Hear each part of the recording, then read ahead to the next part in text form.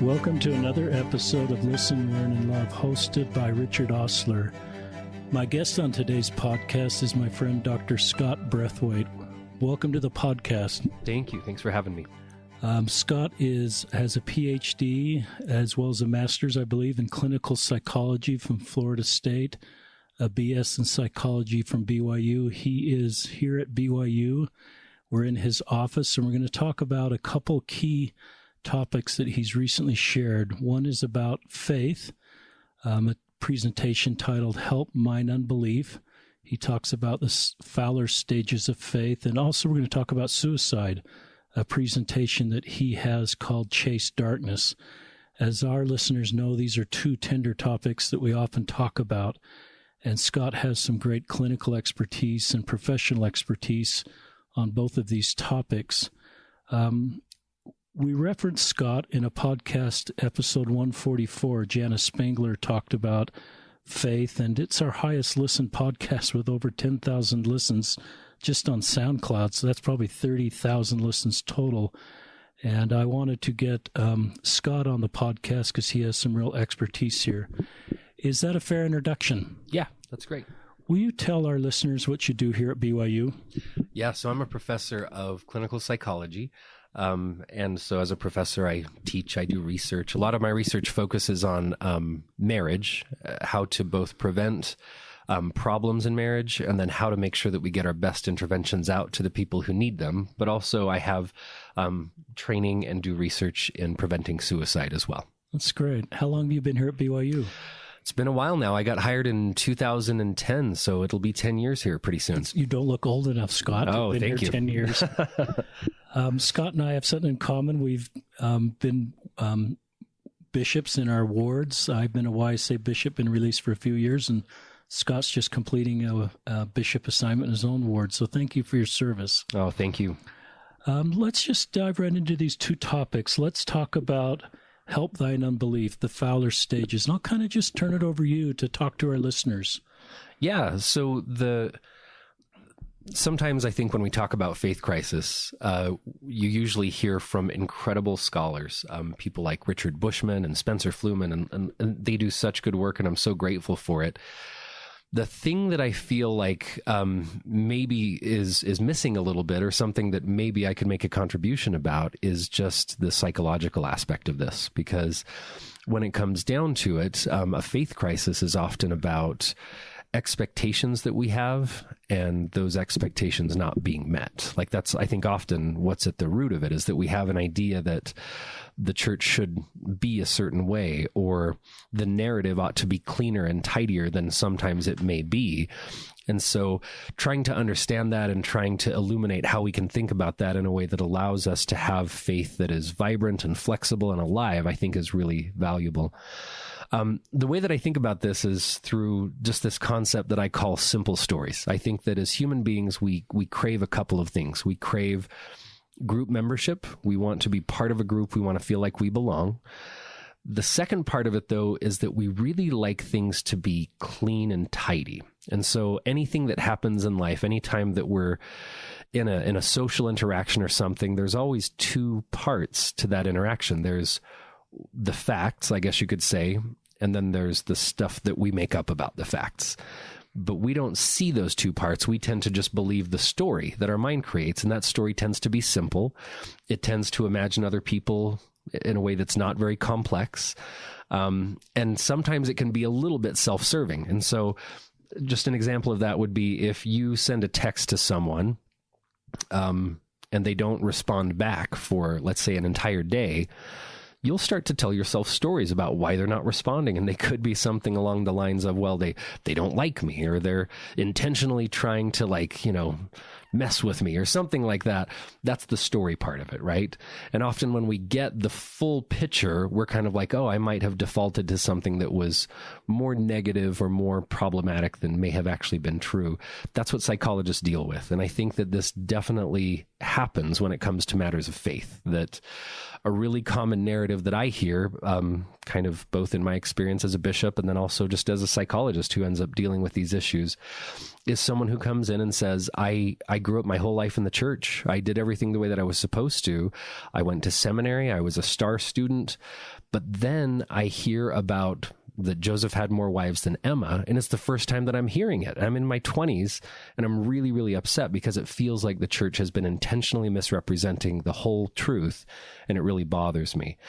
So to me, again, that's a problem where I think understanding just people and the way that people work and human psychology can be really helpful, because different people are going to respond to that information differently based on the expectations that they bring to that scenario. Yeah, that's helpful. I think about the text. I'm in the middle of one of those texts right now where I'm trying to figure out what's the full backstory is of an unanswered text. It's very helpful. And that's sort of part of my journey, as I was not aware of some of the complicated issues in our church history that became aware of those later. And that kind of is unsettling, and I think it's unsettling to others. Yeah, keep just sharing more about this and about the typical journey some Latter-day Saints take through the Fowler stages of faith. Yeah, so I think Fowler stages of faith is helpful because it gives us language to talk about where we are and where our expectations are. And then I think that those stages of faith actually map really well onto something that Bruce and Marie Hafen have been talking about for a long time. They gave a devotional long time ago at BYU, Idaho, and then more recently they wrote a book called Faith is Not Blind, where they kind of revisit this issue. And I think that the fact that these two line up so well perhaps makes a case for how they could kind of hold water and help us in understanding this. So Fowler's first two phages, I don't think are that interesting necessarily, because they relate more to the fact that he was into Jean Piaget, who's a cognitive and developmental psychologist who kind of just thinks about how kids grow up and where they start to make sense of good and evil and the idea of right and wrong. Where I think it starts to get interesting is at stage 3. Stage 3 faith, according to Fowler, is where we have a very simple story about our faith, that there are clear good guys and clear bad guys. The good guys are usually us. The bad guys are everyone else. Sometimes we just call them the world, right? And keep in mind, Fowler was not LDS. Fowler was a theologian who worked at Emory University, and also he was a Presbyterian minister. And so he had a flock of his own. Or, I'm sorry, he was a Methodist minister who had a flock of his own. But he had seen this kind of clinically in his ministry as someone who was leading a congregation, but also as someone who studied faith. So this whole us versus them mentality, that's something that shows up in a lot of people's faith traditions. It also tends to just have really clean, tidy stories. So the church is typically very benevolent and doesn't make mistakes. The people in the church, the people who lead the church are, demigods. They do everything just right. They make very few mistakes, if any. And so what can be difficult about a stage 3 faith is that it's a very tenuous place to be when you get confronted with something that complicates that narrative. So if some fact comes along where you're like, wait, this doesn't fit the clean good guys, bad guys narrative, suddenly everything could get thrown into a tailspin. Now, what Fowler found is that if someone found discomforting information, that their first reaction usually wasn't to jettison their faith. It was to say, oh, well, that's just that's just antagonistic information that I don't really need to address. But for a lot of people, once enough of that kind of piles up and they start to actually reckon with it, they realize that I need to address this issue and I don't feel well equipped to do it because my simple narrative, the story that I had about everything being clean and neat and tidy, has now fallen apart and I don't quite know what to do. So that's where we enter stage 4. And this is where we kind of get the term faith crisis. And I understand that a lot of people prefer the term faith transition, and I'm totally kosher with that. Like, I'm good to use that term, but Fowler would call this a faith crisis. And he uses that word advisedly, I think, just because this is a situation where this thing that has formed the bedrock of their life has now evaporated. And usually it's not even just that they wonder if their faith tradition is still true. They kind of wonder if you can know that anything is true. It's like they become just this unmoored kind of ship that is trying to make sense of the world, and they feel really tossed around. And so I think you can spot when people are in a faith crisis because they're typically just in a lot of pain.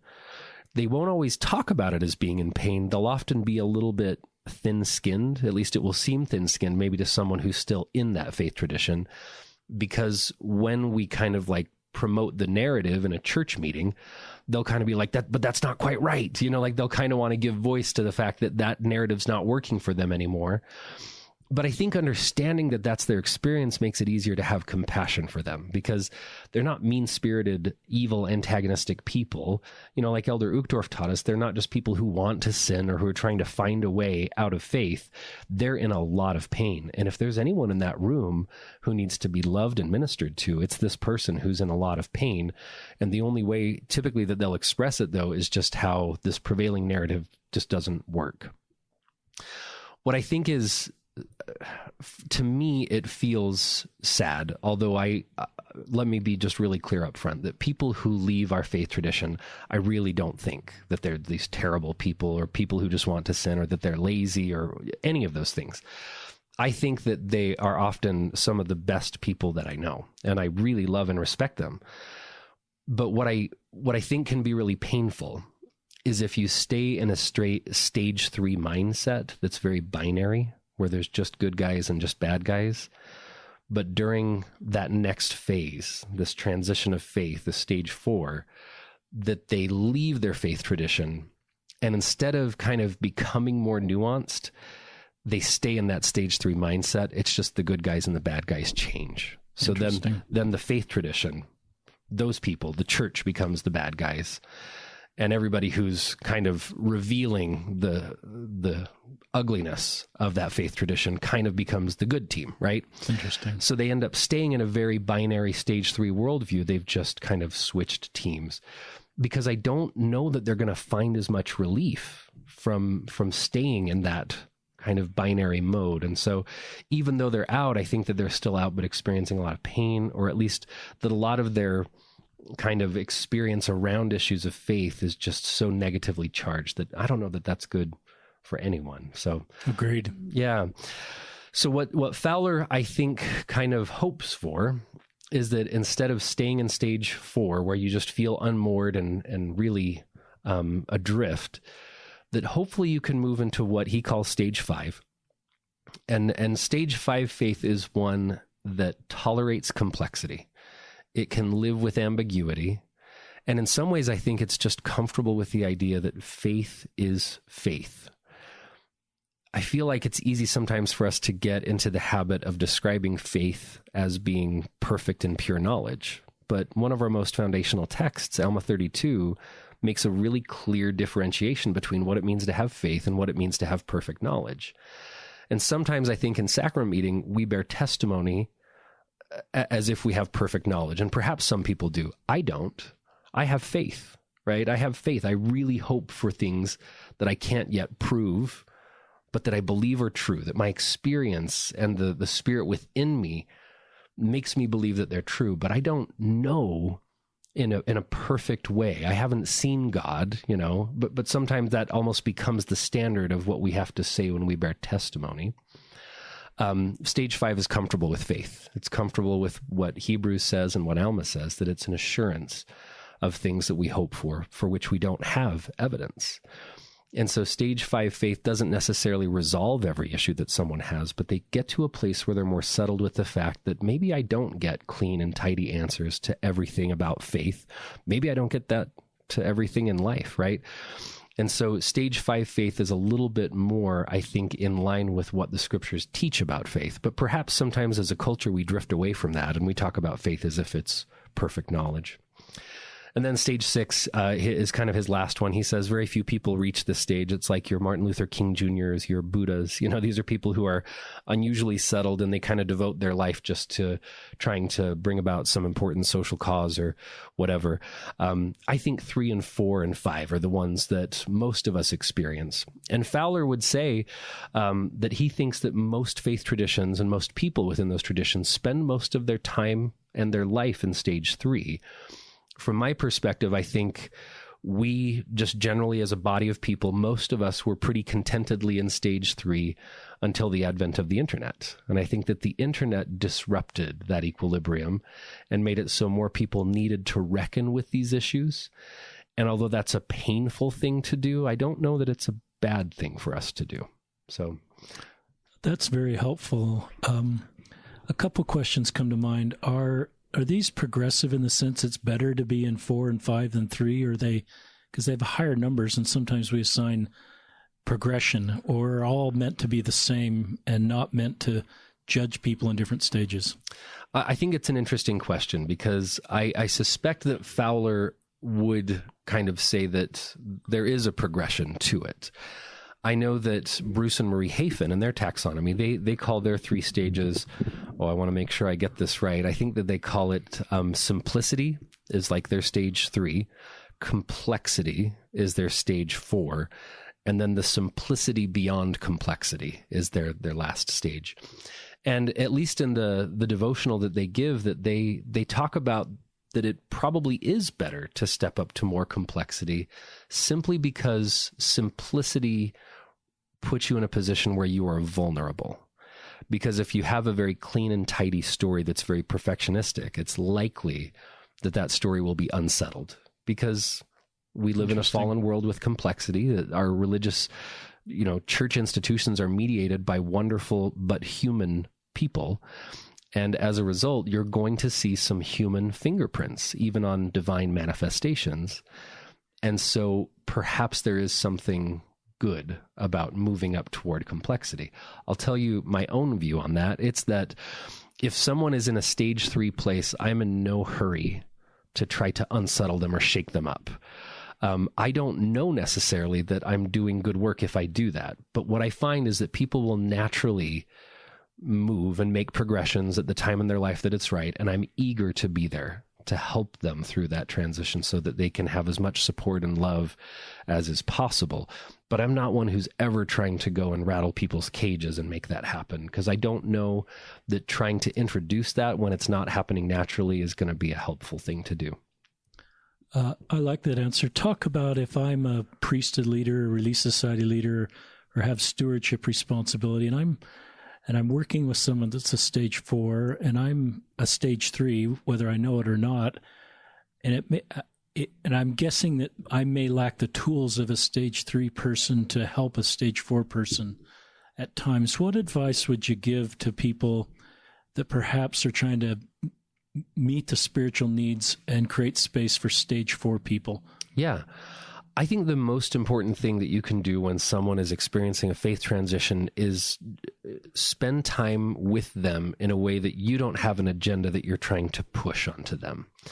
Because part of, I think, their distrust of the church is going to be that they've just had a lot of people who have kind of preached at them, that have borne testimony at them in a way that didn't feel spiritual or loving. It felt corrective, and it felt even sometimes coercive. And I think the best thing that you can do is sit with them in their grief and listen to them. Just really go in there and say, I just really want to understand what you're experiencing, and what about all of this is not working for you. Not so I can fix you, but just so I can really, really get in your skin and understand what the experience is that you're having. I think in general, if you're someone who loves someone else and they have an experience that you haven't had, that if your default position is, I'm just going to become a really, really good listener, and I just really want to actively listen to what you're saying so that I can understand it better, usually whatever needs to happen next, you'll figure that out. If you don't go in with an agenda, but you go in only with a desire to really, really listen. Talk about listening as just a therapeutic principle. I assume that can in itself accomplish all that needs to be accomplished just by listening and holding someone's pain and validating that pain, even if you don't feel the same way. And maybe it doesn't even create a bigger wedge. It decreases the wedge by just honoring those feelings. Is there research that sort of backs that up, or? Yeah, there's a whole school of psychotherapy that's really rooted in that idea. It's not outdated in terms of that being out of fashion, but it's just a little bit of an older way, perhaps, of thinking about this. But Carl Rogers was a humanistic psychotherapist who his whole theory of change is just by holding up the mirror to someone, by reflecting back what their experience is and not being directive at all, that's going to provide a really helpful environment that allows them to move toward progress and growth, because he believed that humans instinctively move toward progress and growth. And so what you need to do is just to reflectively listen to what their experience is and to help them kind of clear out some of the clutter and maybe conceptualize and make sense of their experiences, but that was sufficient. Many other people think you need to add some other elements, but I think at the root of any kind of good psychotherapy is really, really good empathic listening. The trick is it has to feel real, meaning you can't fake empathy. You can't fake that I'm really sitting with you in this moment because I care and I want to understand you and get in your skin. There's nothing that will make it work less well than if there isn't that kind of an alliance where it's like I trust them and I believe that they really want what's best for me. So it has to be genuine. And that's why I think if we want to help people that we love, we can't start from this perspective that says, I'm right, you're wrong. My job is to correct you and to fix you. That's just not going to work. We really have to come in with a love and a humility that's ready to listen. And I think that there is a lot of evidence that can go an awful long way. Talk about a marriage where one partner is stage 3 and one partner is 4 and 5, and the potential tension that would exist in that situation, and principles, or if you were counseling a 4 and a 5 here that are in your office saying, we got some tension between, and we both have equal commitment to the church and a desire, our goals are the same, but there's just tension in how we feel about the church.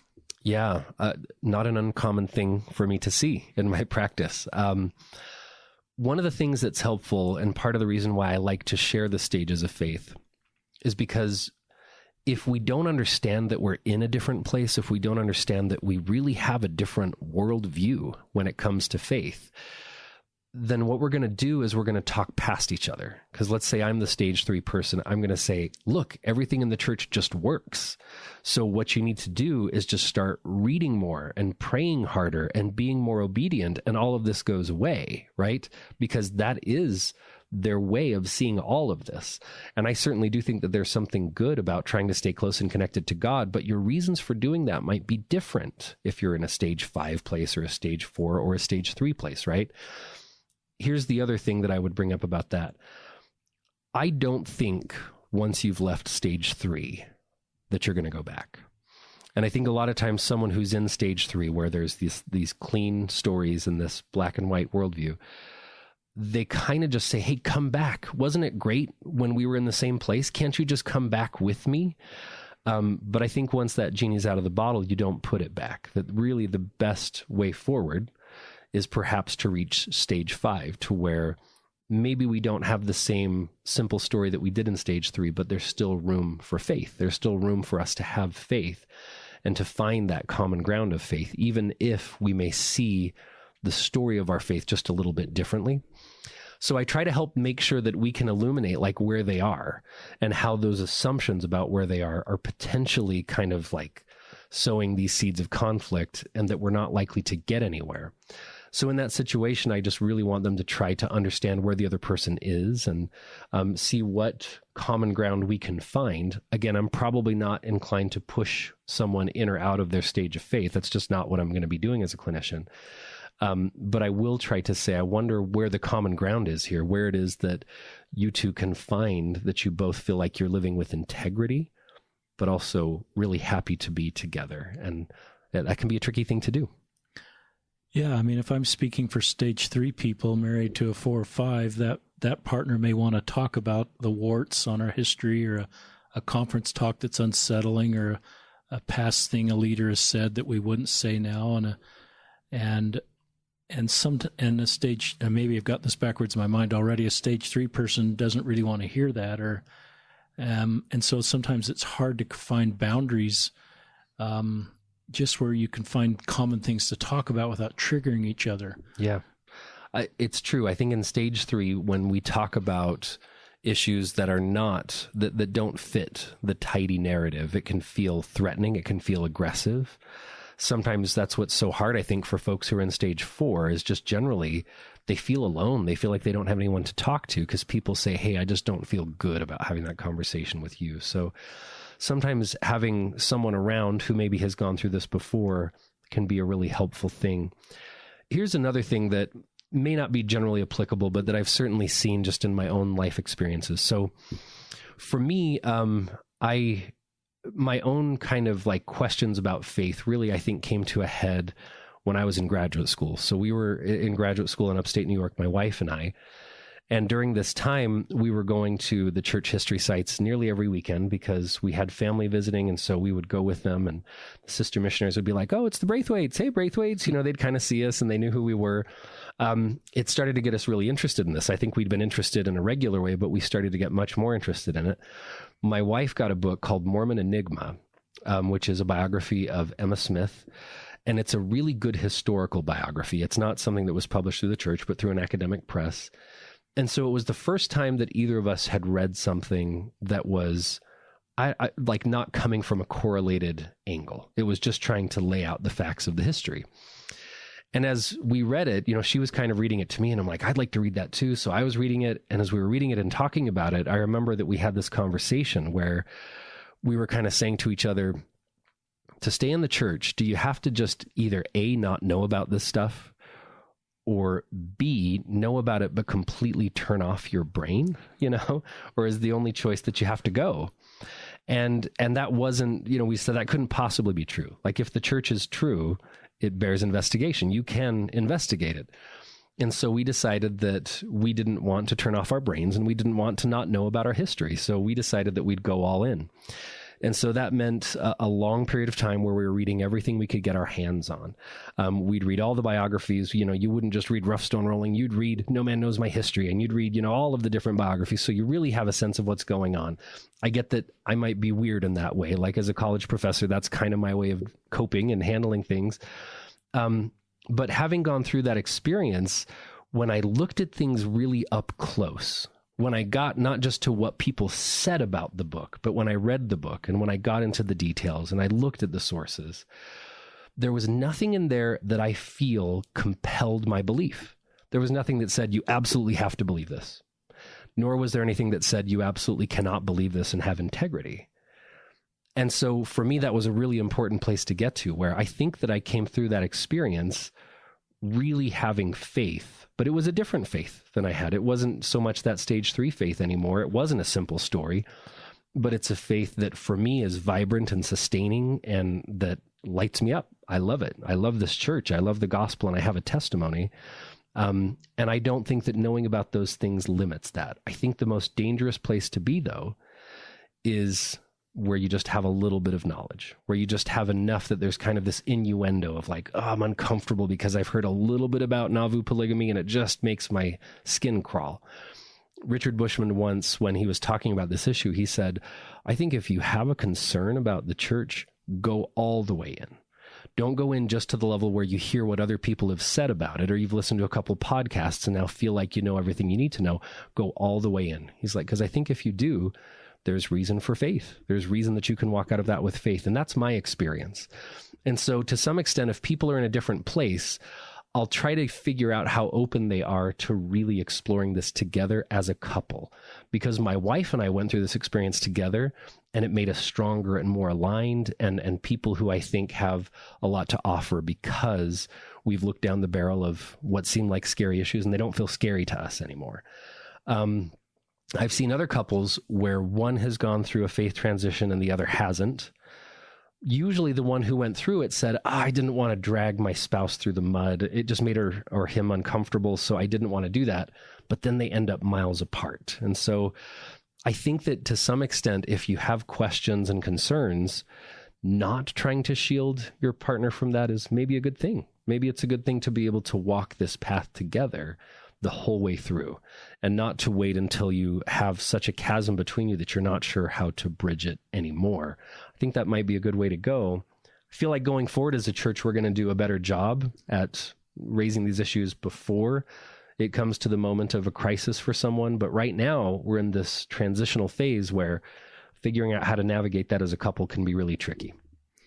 That's really helpful. And I think, you know, if I'm in your ward and talk to you as my bishop, you're not a bishop anymore, and bring up some of these complicated things from our church history, and the fact that I don't surprise you with anything, that you as a priesthood leader know all this and know what's fact and what's not, I think that's one of the challenges sometimes when our priesthood leaders aren't aware of the essays or aren't aware of or haven't read the book Saints to kind of know the facts of our history. So then they don't really know how to help a member. So I love the people in my life like you, Dr. Braithwaite, that have a testimony of the church and fully know everything. I think that's really important for our millennials to have adults in their lives, priesthood leaders, parents that know all this complicated stuff and have researched it and have come out the other side believing in committed members, which I believe is very possible because I believe in our restoration and the restored doctrine that came through that.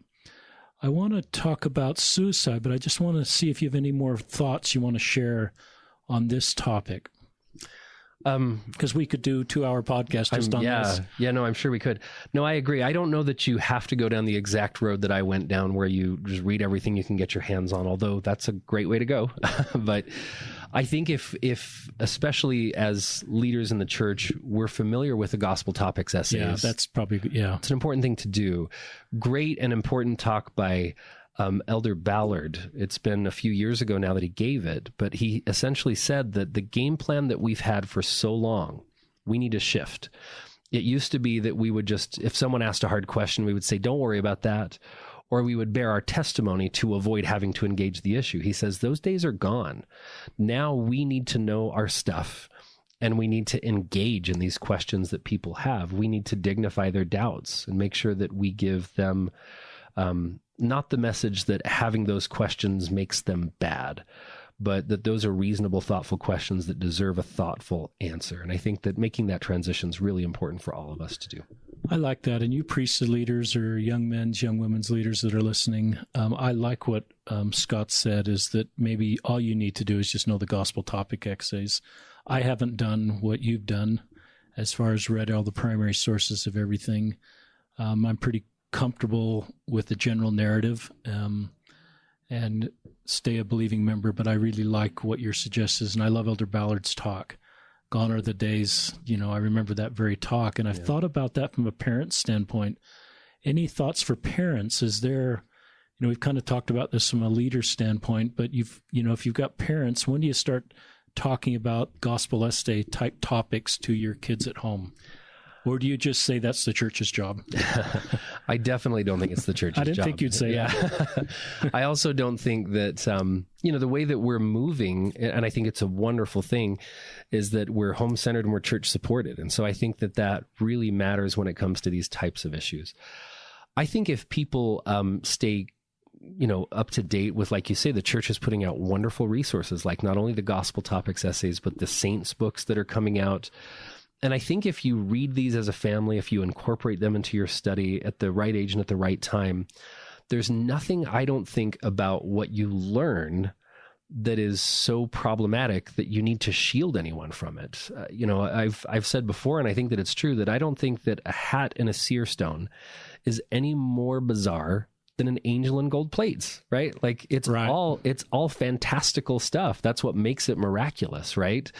And so I think it's more so a matter of that people don't have the feeling that they hadn't been given the whole story up front. So I think if as parents, right up front, when we talk about the first vision, we say there were actually multiple accounts of the first vision. Let's read all of them. And let's talk about what we learned from each one. Let's talk about why perhaps this one has some details that the other one doesn't. Who was the audience? What was going on in Joseph's life at the time? Why might this be important? Admittedly, you have to do a little bit of homework, but I think that's good for everyone involved. And I think raising kids is one of the most important things we can ever do. So it's worth putting a little bit of effort into. I like that. And I like everything you've said. There's no fear. When you talk, there's no nervousness in your voice as you talk about these issues. You just own them and talk about them with such faith and confidence, and instead of feeling uneasy about them. And I think that projects a feeling of confidence on, if we can do that as leaders and parents and talk about the things you're talking about. Any other final thoughts, Scott, before we move on? Oh, you better not let me do that. I'll just go on and on forever. So. I think our listeners would be glad if you did. I feel like I'm talking too much as it is. You're a very kind interviewer to let me talk so much. Well, let's talk about suicide. I've done a lot of podcasts on suicide. Only one sort of was a clinical perspective. Adjunct Professor Jeff Case who talked about the remodel you're going to talk about. We've done a lot with parents bravely coming on the podcast that have had family members die by suicide. One recently was a mother here in Utah County whose husband and oldest son both died by suicide, and they're very courageous, and they're kind of my heroes as they'll talk about this subject so that they can share their experience. I think they did the very best they could. But as they bravely share their experiences, I think we learn a lot and are be able to prevent future suicides. But I think you come from this from not only a clinical and a career expertise, but obviously from a pastoral perspective. So just kind of start. I believe you spoke at women's conference. I'm not sure about which topic, but regardless. I've spoken about both of these at Education Week. Education Week, I get those two confused. So again, it's kind of funny that someone who studies marriage also has this background in suicide. But when I applied to graduate school, I applied to work with a professor that I was really excited to work with. He switched schools. But when he switched down to Florida State, where I got my PhD, he was in a different department. So I needed to get into the clinical psych program at Florida State. So I got to apply twice, and that was fun. But it ended up being curveballs. Yeah, it ended up being a wonderful thing, though, because I had two incredibly helpful and generous mentors. But one of them was Thomas Joyner. And Thomas is someone who I think is one of the premier suicidologists in the country. His story is a very personal one. When he was in graduate school, he was working with Jerry Metalski and studying depression. But during graduate school, his own father died by suicide. And, when you hear Thomas talk about this, it's really moving that he said to me, coming from the South, he's a very Southern gentleman. He said, it's a culture of honor. And I saw it as a point of personal honor that I needed to go to battle with the thing that had killed my father. And the tools that I use in that battle are science and the neurobiology of suicide, understanding it and trying to prevent it. So working with him was just an incredible, incredible gift. And I got to be a co-author writing his coattails. Really? Yeah, on the paper really that puts forward the interpersonal theory of suicide. So Kim Manwarden was the first author on that, but he's just very generous with his students. So we all got to be part of that. So the interpersonal theory of suicide, I think, is such a good theory, because if you know it, I think it makes you smarter about understanding suicide and understanding when you really need to pay attention and help. So it says there's 3 different factors that relate to suicide. First one that we'll talk about is called thwarted belongingness. So this is the idea that you just don't fit anywhere, that you don't have a tribe, you don't have a group that is your own. You feel always on the outside looking in, and that you don't have people who are on your team or who have your back. The second one is called perceived burdensomeness. And this is the idea that when you do the calculations in your head, your death is of more worth than your life to the people that you love the most. You feel like you love them and you're a burden to them, and it would be easier if you weren't here. Will you just say that again? That's really thoughtful. Yeah. The idea is that in that state of mind where you're feeling suicidal, you believe that your death is of more worth to the people that you love than your life. And you even go through a calculation. That's a fascinating word to use. Yeah. And you go through, a logical calculation, the sum of all the positives and negatives, conclude incorrectly. I would think, and just that's where your conclusion leads you. It's very interesting. Again, it's important, I think, to understand that to someone who is not depressed and to someone who is not suicidal, that these things sound just completely just unreasonable. Like, of course your death is not of more worth than your life, but in that state, it's truly how they feel. And there are factors in the environment that can foster that belief. During Education Week, I talked about this. I think it's just an important point to raise, that I think for members of the church who are LGBTQ, they are often in a place where both of these risk factors are at play. Because if we think about the feeling that they don't belong, a very common thing that I will hear in my office here, in my office at church, is that they'll say, I'm 100% in. I'm a member of the church. I believe it. I'm also 100% gay. And I just don't know how to make that work. And they feel like they're in between two worlds, that they can't feel completely at home in the church because they feel like it isn't going to work for them. They also feel like they can't completely capture their identity of being gay. they're somewhere in between, and they just don't have a place where they belong. That's a terrible feeling. It's a terrible feeling that I think all of us know in some way, but I think the way in which they feel it is so potent, because it's like this feeling of, I don't know if I belong with God. Now, of course they belong with God, but they just don't know how to make all of that fit. And that's a really difficult place to be. When we think about perceived burdensomeness, I've had clients who have said, my parents have said out loud before they knew I was gay, that I would rather that my child was dead than gay. Wow. So in their minds, do they feel like they're a burden? Yes. And they would probably rather die by suicide than come out to their parents. That's a terrible place to be. So I think there's things that we can do to make sure that we don't put people in a position where they feel this perceived burdensomeness and this sense of thwarted belongingness, especially for our brothers and sisters who are LGBTQ. The last part of the model is what he calls acquired capability.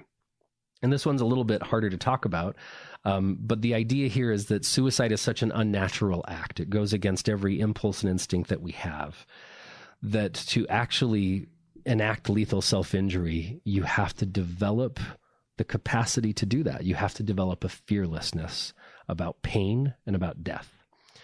And that typically happens through previous attempts. That oftentimes people will have a pattern where they'll make multiple attempts, that those attempts will increase in their lethality and in their severity, and that's how people acquire the capability to actually harm themselves in a way that could end their life. And so this is why certain professions die by suicide at a higher rate than others, perhaps because they're more acquainted with grief, is a term I think that you could even use here, that they're more comfortable with death. One variable here that's tricky is just firearms, that if people make a suicide attempt with a firearm, they will often die by suicide. And so that it can be an exception to this rule, that sometimes if someone's first attempt is with a firearm, then they will complete. And so we just need to be really thoughtful about how we approach that issue and make sure that we're not putting people at undue risk, because more people die from firearms by suicide than by homicide. By a large degree. And so that's just something that we always want to think about. And then we're always concerned about other things, like if people are engaging in what we call non-suicidal self-injury, like cutting or something, that can increase their acquired capability for suicide. And so those three factors, it's at the nexus of all three of them that you get really serious and lethal attempts. To be honest, to be in a place where you just have the perceived burden and the kind of thwarted belongingness, that's not all that uncommon. Those people tend to be really severely depressed, and they'll have some suicidal ideation, but they're likely to not move to a direction of making serious attempts until they move up in acquired capability. And so we, of course, want to do everything that we can to minimize all of those factors as much as possible. It's really helpful. What are some, and I would like to come back to that, what are some myths that you would just like to share with parents or local leaders or any of our listeners regarding suicide? So the number one myth that I like to share up front is the idea that talking about suicide will plant the idea in their head. It absolutely does not. The single most important thing you can do if you're worried that someone is having thoughts of suicide is to ask them directly, are you thinking about killing yourself? Are you thinking about harming yourself? And oftentimes, they'll pause because they don't really know if you're okay talking about this. But if they realize that your concern is genuine, oftentimes they'll feel this flood of relief to be able to talk about it and to say, yes, it's awful. I'm so scared because I'm worried that this could happen. And that allows us then to move toward trying to help them as much as we can. But so often we're just worried that if we say something that they won't have thought of suicide, and we can plant the idea in their head that is just patently untrue. The single best thing you can do for someone that you're concerned as being at risk at suicide is to ask them if they're thinking of suicide. And would that go for parents, for kids? Absolutely. There's nobody better to do it because your kids know up front that you love them. And so you being concerned and asking about that is going to open up the opportunity for them to talk about it and for you to help them to get safe, to get to a place where they're going to be safe. What if you're a parent that's had some challenge in this area, not a suicide attempt, but just maybe in those first two circles at times? Is it a good idea to open up about your own experience as a way to create space for your kids, or is that hard for the kids to hear that parents might have had some of these same feelings? I don't think there's any problem with doing that. I think there are ways of doing it that could be more and less helpful, though. I think that if you turn that conversation into being about you, perhaps that's not as helpful. We do that as parents sometimes. Yeah. But if instead, like, you're kind of disclosing that, it serves the function of helping them to know, like, I really get this. And I get this in a way that you might not know how much I get it. I think that that will create a feeling of closeness, and it won't somehow diminish your advice or your counsel to them. I think that they'll respect you and they'll love you for not only being willing to kind of sit with them in their grief, but to really understand that, like, you do get me. I'm not completely alone. It helps them to feel like they belong somewhere. I think it's a great thing to do. Would that potentially go for a trusted leader? I think so. I can imagine, though, that sometimes when you disclose something to, let's imagine that you're a Relief Society president who's kind of talking to someone in the ward about this, and in that interaction, they feel very safe and secure. But if they share that with someone else could say, oh, I don't think that's appropriate. Like, I could imagine that it could have ripple effects that are not as positive. But frankly, I think that what you're saying to that person in the room is what matters most. And so even though there could be some other consequences where people will have diverse opinions about that disclosure, in general, I think if in that moment you feel like it's going to be helpful or you feel moved by the Spirit to share that with them, to me, I would never shy away from that. I would say, of course, that's your experience. You should share it with them. It's meaningful and it's powerful. But I just know from my own experience that sometimes when I've shared something with someone in the room, not so much a disclosure, but just sort of, here's how I think about that problem, and they then share that with others, sometimes that, there'll be a diversity of opinion, but in the end, I'm more concerned about their well-being than everybody thinking I'm super great. I like that. And somebody taught me along the lines in the last few years is it's better to ask about suicide than a shorter question like, would you hurt yourself? And the person teaching me was saying, if you talk directly like you are about suicide, then they know you're safe to go all the way there. They know you're completely safe. And then follow-up questions like, do you have a plan? And sort of stay engaged in the conversation. So I agree. I wish I'd had more training on that. So that's very helpful. Any other myths you want to talk about before we circle back to the model? Yeah, I think the other myths, there's a lot of different ones. It's just Thomas, my advisor, has a whole book about myths about suicide where he kind of uncovers these. So you can read those there. I think this is the most important one. The other one, though, is just the idea that if someone is bound and determined to die by suicide, there's nothing you can do to stop them. That's not true. A suicidal crisis tends to be very intense, but also somewhat acute in that it's short-lived. And if you can get that to pass, oftentimes you can get them to a place where they're going to be okay, because sometimes people become a little bit hopeless and just say, well, if they're bound and determined to die by their own hands, there's nothing I can do. No, there's a lot that we can do. And so we want to be engaged and involved. I will also just add that the church's resources on this... talk about that. Yeah, they're at suicide.lds.org, or I think at suicidechurchofchrist.org now. Really wonderful resources. Like, I think it's obnoxious of me, but as a psychologist, I can be a little bit hipstery sometimes about like psychological resources that are put out by the church. But that entire website from top to bottom is just evidence-based and wonderful. And they have really great videos of Elder Renlund talking about these issues. I wholeheartedly endorse that website, and it links out to other really important resources. I do think it's also just great for everyone to know 1-800-273-TALK, which is a national suicide crisis hotline. I think it's the best hotline because it's staffed by professionals who are well-trained. Sometimes you have like a local hotline that has lovely, well-intentioned college students, but they don't have a ton of training.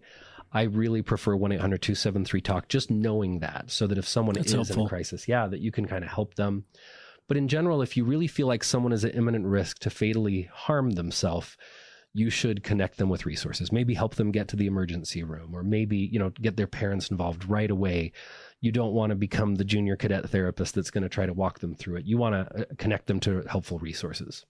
How do they find a good therapist? I get messages a lot, especially parents of LGBTQ kids saying, I need a good therapist that understands LDS and LGBTQ. Any general suggestions for parents?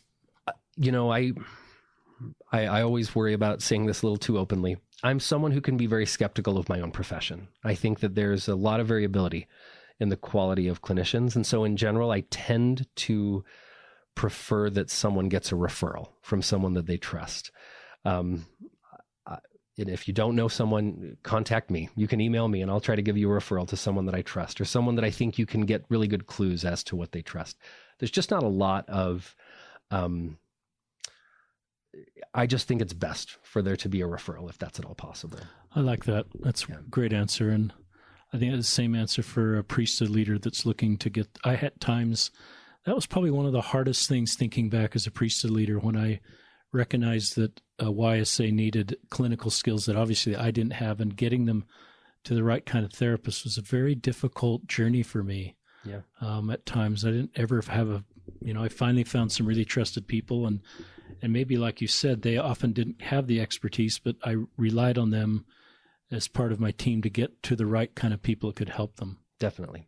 Because especially when it comes to like LGBTQ issues, there's a lot of different factors there. And I want to make sure they get to someone who's going to be really helpful to them. That's so important because they're in such a vulnerable place. Let's talk about, this really resonates me from the LGBTQ people I met. So this is kind of you talking to LGBTQ people. And I sense you, from what you've said, you have a real good understanding and probably have clients that are LDS and LGBTQ. Just what do you say? This is helping you. This is using your expertise to help parents and priesthood leaders that are working with LDS LGBTQ. And I really agree with you. One of the things you said that resonates with me is a lot of the LGBT people I meet with are 100% believing in the church. Mm-hmm. And they almost sometimes they wish they didn't, because then it would just be easier to not sort of live in this double bind, as someone termed it to me, as, they're really gay or they're really LGBTQ, and that's not going to change, and they really love the church, and they're in both of these worlds at the same time. So I don't know if you want to take each one of these, Dr. Braithwaite, and just talk about these in the context of helping LGBTQ people. Each of the risk factors, do you mean? Or, okay, yeah. So how do I, if I'm trying to deal with thwarted belongingness and I'm trying to, as a local leader, as a parent, help my LGBTQ member feel like they belong, what do I do? Yeah, I think there's a lot of things you can do. One is just... And this I'm interrupting here. This probably, I think, the principles I'm thinking you're going to teach here would apply to other groups that may not feel like they belong. So this is probably a little broader, even though we're just talking LGBTQ. Yeah, I think... and maybe others would disagree with me, but I believe that the Church of Jesus Christ of Latter-day Saints is a church that welcomes everybody. We want all to come unto Christ, that we don't put limits on that. We don't say, well, we'll allow you to come unto Christ if you fit this demographic category, or if you have, Elder Uchtdorf would say, if your testimony is this high. And I think just making sure that people's experience of church feels that way. Because it's one thing to say it, it's another thing to create an environment that feels as if everyone belongs here. I want everyone in the pews on Sunday. The only person that I can imagine maybe not wanting in the pews on Sunday is like a serial killer. But that's about it, right? Like I literally want everyone else there. I want them there whether they're ready to go all into the church or not. I want them there. I think this is a safe place for them to be, or at least I hope it is. I want it to be. And I want us to create a place for them where when they come to church, they walk away thinking, I'm so glad that I went. I feel so loved. I get that I'm not exactly where everybody else is when it comes to these issues, but I'd just like to believe that our church could create that feeling of belonging. I think we as leaders can do an awful lot to make sure that we're not, being judgmental or using litmus tests to try to chase away people who don't quite fit. I think everybody fits here in the kingdom of God. So just doing everything that we can to make sure that they feel like, if nothing else, at church on Sunday, there's someone there who's going to sit by them and put their arm around them and just be thrilled that they're there. Not because they're trying to get some ecclesiastical notch on their belt, but because they really love them and they really want them there at church. So I think that that's one thing that we can do. How do you do that? I mean, if I'm a rank and file member and I share your vision, or even the bishop or the Relief Society president shares your vision, how do you do that? Do you give a certain talk in church that to help create this? Do you do things on social media? Do you just set the example by being with the one? I think you can do all of those things, but one of the most important and proximal things that I think you can do is if someone says something in like a gospel doctrine class that's sort of hateful and homophobic, that you don't stay silent. that you speak up and you kind of say, I think that God loves all of us. And I understand that the church has standards when it comes to these issues, but I think it's important that we talk about these things in ways that are Christ-like and loving. And that'll cost you a little bit of social capital, but I think it's worth every penny. It's a great answer. I know in my own experience, I started to post kind things about LGBTQ on social media, and the YSAs were on social media, and I didn't realize what it would do for the straight kids. Mm-hmm. 98% of our ward was straight, or 97, I assume. Mm-hmm. And even the inactives or the non-members that were on my social media feed, it signaled to them they could talk to me about anything, as I publicly showed and shared kind things about LGBTQ. So for me in my own life, that signaling was really helpful to create the culture you're talking about. Yeah. That may not work for everybody, and not everybody's on social media, but I think it's a principle there that's really helpful. Yeah. Any church talks that are, if someone were to give a church talk and wanted to create the culture that you're talking about, is there a favorite church talk or two that they could use to talk about this? Oh, I mean, I think that there's so many that you could. I personally think that in some ways it does relate back to the previous topic of faith crisis, just mm-hmm. because I think that what Elder Ballard is teaching in that talk that we mentioned, which I think is something like the challenges and opportunities in the 21st century, it's changing the culture from one where church becomes about rules, it becomes about virtue signaling that I'm in and I'm orthodox, to being a place that prioritizes a feeling of love and connection and worship. And so he would, in that talk say, gone are the days when we don't talk about these things. Maybe instead, like, we talk about these things. And when we talk about issues where they bump up against LGBTQ issues, we don't pretend like that's not a thing. We just say, I think that this could be particularly hard for our LGBTQ brothers and sisters. Great. How do we make sure that we consider their needs when it comes to this issue? And just bringing it up, just talking about it, not pretending like it's such a taboo topic that bringing it up somehow is offensive. I like that. Talk about what we could do to eliminate perceived burdensomeness. Yeah, I think, for starters, if you or anyone that has ever said, I would rather that my child be dead than be gay, let's just never say that. Let's call that out as just a hateful thing that nobody should ever say out loud, because I've heard it more than once, right? Like, this is not just an isolated incident. It's something that I think could sometimes be out there. The other thing is that suicide, the highest rates of suicide are actually among older people. And believe it or not, it's older white men who have the highest rates of death by suicide. I think the church does incredible things that as we age, we still feel the ability to make really meaningful contributions through temple work, through missions, through all these things. I think it's just one of the most remarkable things that the church does, is that we don't feel like we're a burden. We feel like we're an asset to the kingdom of God because we have things that we can give. But if ever you feel like there's someone who feels like they don't have that much to offer, I think it's so critical to let them know that they can offer something to you, right? Or that the contributions that they make are really vital to your walk of faith. I think about the story that Elder Uchtdorf told about a sister where, as she grew older, she wasn't able to really see or, do a lot of things that would allow her to serve. But she said, but I could listen. And so every day I would find someone who I think needed to be listened to, and I would simply listen to her. I can't imagine what kind of an impact that ministry had on the people around her. And I just think highlighting what people are doing for us so that we communicate. You're not a burden. You're an asset in my life. You bring a lot of light and love. And I want more of it. Come sit by me. Again, it's just, it happens at such an individual level. We can do it at a cultural level. And I think the church actually does a great job with this. When it comes to LGBTQ folks, though, I think that that's a trickier thing where our individual ministry can yield really, really important benefits. Yeah, I've heard some LGBTQ say, well, I'm messing up my eternal family. This vision of us all being together with no empty chairs in the next life. Even if they're still on the covenant path, they sometimes think, that's messing up. So I'm ruining my family's plan. And if they do step away the church, that becomes even more of a perceived reality in their home, in their mind. Any thoughts about that? Yeah. There was a statement that was floating around on social media, maybe in the last week. And it was a quote by Chieko Okazaki, where she essentially says something like, we just don't know enough to judge that stuff. We don't know enough to judge other people. God knows. God has all the facts, and he'll be able to do it perfectly. But since we don't, what we ought to do is err on the side of just loving and supporting and trying to help. Because I don't know how all that's going to work out, but I do know what God is like. I know that he loves all of his children, and I know that he's eager for all of us to be with him again. But in the end, I guess I can't say much more than that.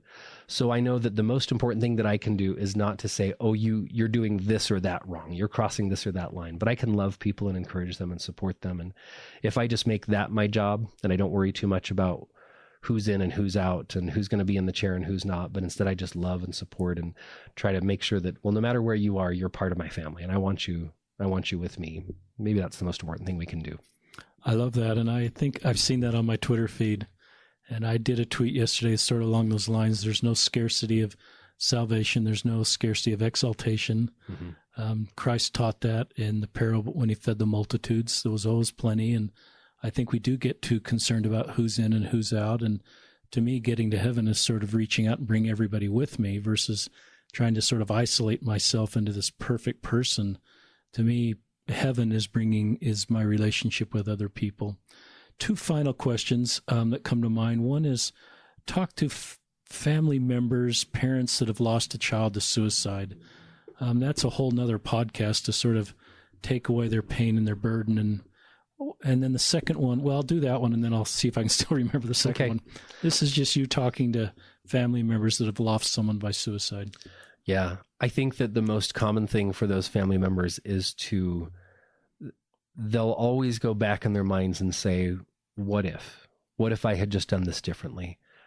Am I the reason that this happened? And I think it's so important to understand that as parents, of course, we love and we do the best we can. We don't do it perfectly, but our imperfections are never enough, I don't believe, for us to cause a child's suicide. And so I think it's really important up front to really make sure that they understand this is not your fault. And I think it's so easy to jump to that conclusion because you love this person you've lost so much. And it would be so easy to think, if I just would have done this, but you will torture yourself for a lifetime if you indulge in that line of thinking. I think it's important to understand that suicide arises from a lot of different factors, from a lot of different things that are going on. And it's not a simple kind of one note thing that if you have good parents, you don't die by suicide. If you have bad parents, you do. Plenty of people that I know have bad parents have not died by suicide. Plenty of people that I know with wonderful parents who did die by suicide, and it's tragic and it's painful and it's awful. So I think it's just trying to get real about what role you played. Sometimes it might be helpful to have an outside set of ears and eyes, like a psychologist, to help you make sense of that and to understand what's happening and to help you through that grief. But at the same time, I think what's important is that sometimes the reason people get stuck in grief is because they won't allow themselves to fully grieve, to experience the pain of this. It's okay to feel the pain of that loss and to kind of talk about what you loved about this person and what you'll miss. It's when we don't do that sometimes we get stuck. And so making sure that you keep their memory alive by talking about them. And then I think that to some extent, it's important to understand the church's doctrine on that, because it's really common for people to think that, oh, well, if someone died by suicide, they can't inherit celestial glory. That is patently not true. And I think it's really important that you read what's been written about this. There's a wonderful talk by M. Russell Ballard, again, about this, where he makes it really clear that when we're in a suicidal crisis, that we don't have our full presence of mind, and God takes all of those things into account. So not just jumping to really big conclusions like I am at fault and my child can't be with us in the eternities. Don't get there, and make sure that you talk to people who can help you stay away from those things, because I don't think either of them are true.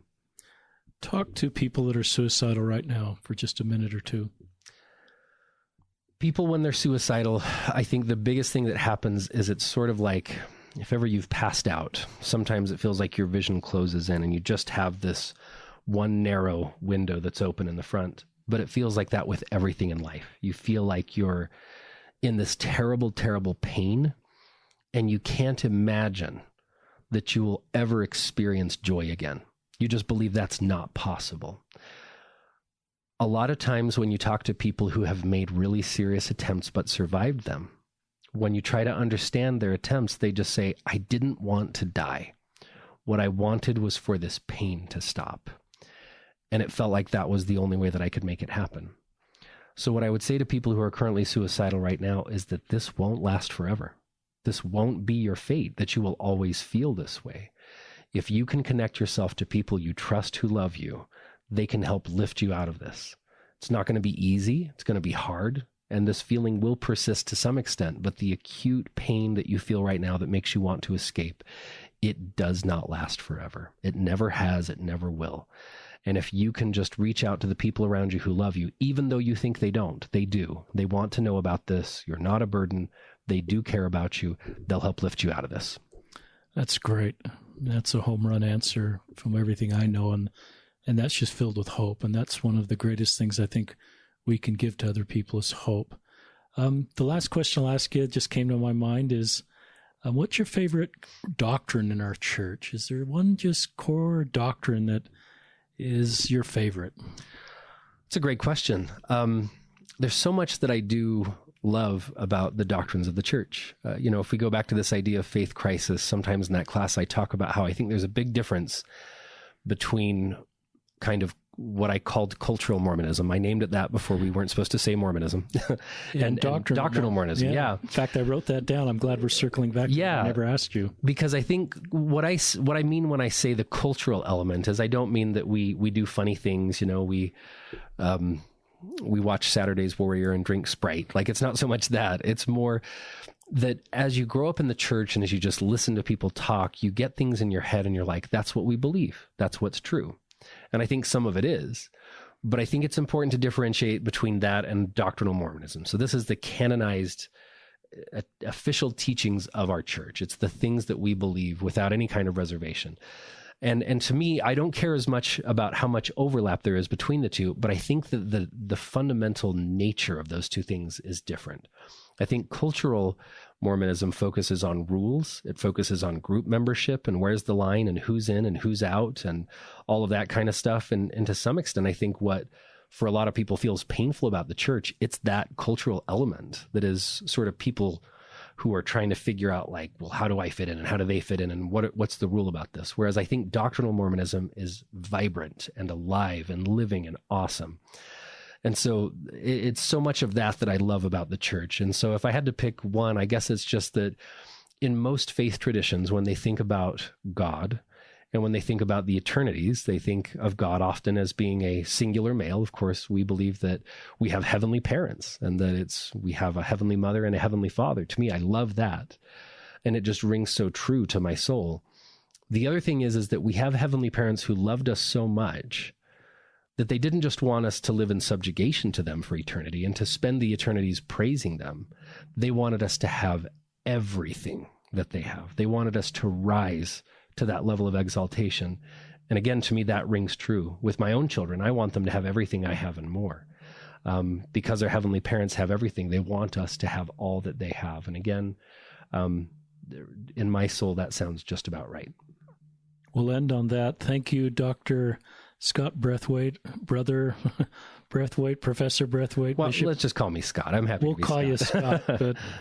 But thanks for being on an episode of Listen, Learn, and Love hosted by Richard Osler. And thanks our listeners for listening.